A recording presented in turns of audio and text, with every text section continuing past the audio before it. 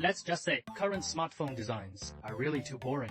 So I was thinking, if it's possible to make a phone possess at the same time three forms once loved by everyone. Just recently, I got hold of this, only half of a phone, square and upright, very compact. Although this cute phone is just a beautiful little piece of junk, but that doesn't stop me from trying some possibilities for new phones. Plan to create three forms, first corresponding to three common scenarios. The first must be a physical QWERTY keyboard. After all, those still using physical keyboards are true fans. Last year, there were actually more and more manufacturers testing the waters. This phone also has official peripherals. Too bad it's not available domestically yet. The price for overseas purchasing totally broke my defense. Really can't afford it. The second must be a game console phone. Although this small phone's G99 processor is already a familiar face. Performance-wise, it can only lie flat, but on such a small screen, playing retro games still feels great.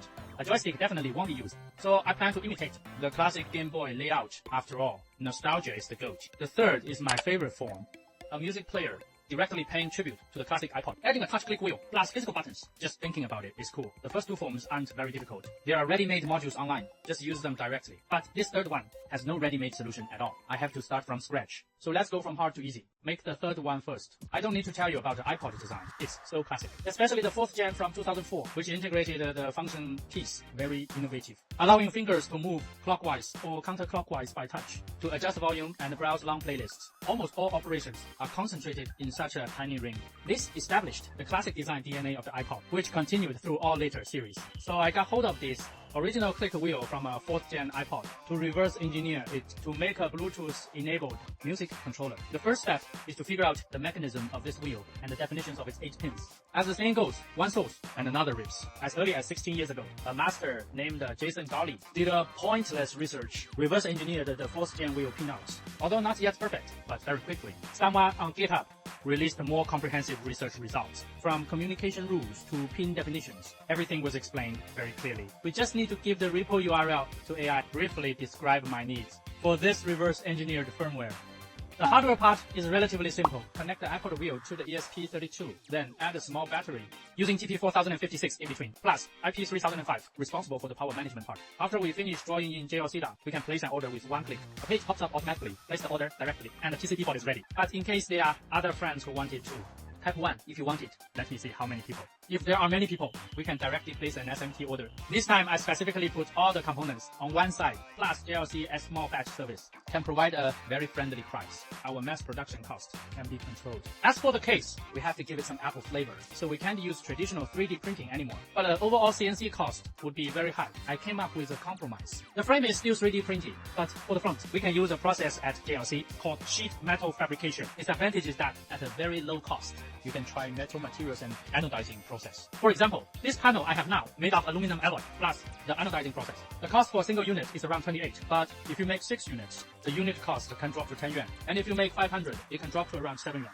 Budget is up to you. For players like us who love to tinker, getting big things done with little money, this feeling is really great. Natural color anodizing process plus the original iPod click wheel, it still has some Apple flavor, right? The full keyboard and gamepad forms are much simpler.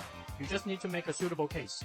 This full keyboard module is set to use the original BlackBerry 9981 keyboard. It even has a backlight to match the black keyboard. The panel was changed to a black powder coating process. The button colors of the gamepad also mimic the Game Boy color scheme, so the panel was changed to a gray powder coating process.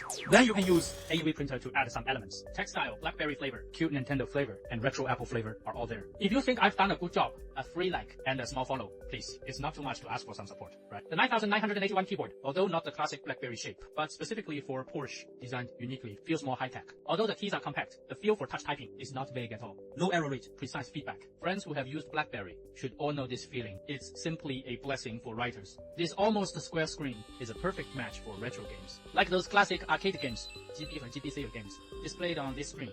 The effect is just right. Although the phone's battery life is average and it can't be played for long, but to kill some fragmented time, it's still very suitable. After all, who doesn't have time to slack off? Because the firmware was written by myself, currently it mainly implements clockwise and counterclockwise volume adjustment. Others are conventional music control functions. The middle button can also return to the home page with one click. In addition to controlling music apps, I also found it can browse TikTok. Previous track and next track become switching videos. Isn't it interesting? What other features do you think can be added? Welcome to tell me in the comment section. To facilitate switching forms, I also designed a quick release feature. Just rotate and lift the camera, and the back panel can be easily pulled out. I struggled with this for a long time, whether it's from the front or the back to take out the phone. Finally, I felt taking it from the back is more aesthetic, although it's a bit more troublesome, but looks are everything, right? If everyone is also tired of seeing the same old phone forms and want to experience something different, I hope you can give more likes to this video, so more domestic phone manufacturers see it. Maybe one day, a phone with a special shape will really come out. Then I can turn these peripherals into products to share with everyone. Alright, that's all for today's video. Thank you for watching.